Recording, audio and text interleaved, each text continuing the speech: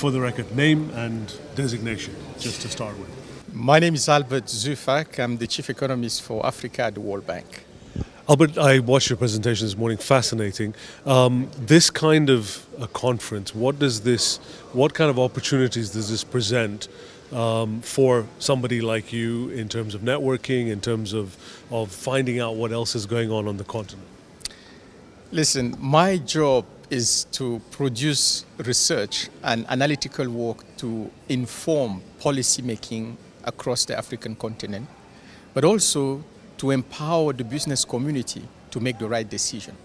So attending this kind of forum, for me, is a great honor and privilege because I can share findings of our research and hopefully, move some of the business people in Arkansas and across the U.S.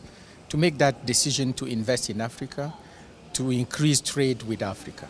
Have we done enough as Africans to encourage and create that environment for businesses to come to the continent?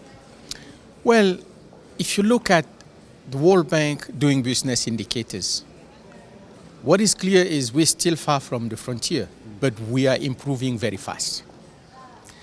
Number of countries in Africa are among the fastest reformers when it comes to the business climate. Countries like Rwanda, countries like Botswana are actually outpacing most of the other countries in the world in terms of improving the investment climate. So yes, we still have a long way to go to have the best investment climate, but a number of countries in Africa are actually doing great, and we are already seeing an increase and uptick in foreign direct investment. With all the research that you've done, all the knowledge that you have, for young people across the continent, what are some of the key growth areas? If a young person was to come to you and say, Albert, advise me what industry should I go into in the future, what would you say are the top 5 growth areas on the continent? Well, before we get into top 5 industry, I would say let's invest in human capital. Let's improve the skills of our youth. Let's focus on making sure our curriculum in our school emphasizes foundational skills, that we increase reading, we increase, math and science, we increase, we put more focus on socio-emotional skills. That will be critical for our youth to really harness the digital economy. I think that foundation is critical. Now, in terms of sectors, what I would say is innovation. Innovation is driving a change in the way we do business across sectors. And I would even say it doesn't matter which sector you choose, you'll have to embrace technology and really fully leverage innovation to come in at a higher level of productivity.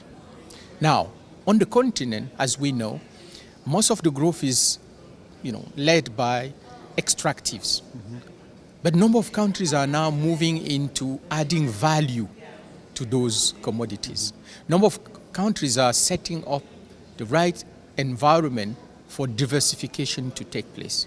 So the digital economy presents a huge opportunity for African youth, and we need to get prepared to harness those innovations to create new jobs, including in sectors you and I don't even know about. Because if 20 years ago, someone has told us that Kenya will be the world leader in access to finance, we would have all laughed of that person. But it's a reality today. What innovation is doing is to open horizons in a way that sector selection would become more and more irrelevant. Thank you very much, Albert. Asante sana, as they say. Asante sana. Thank you.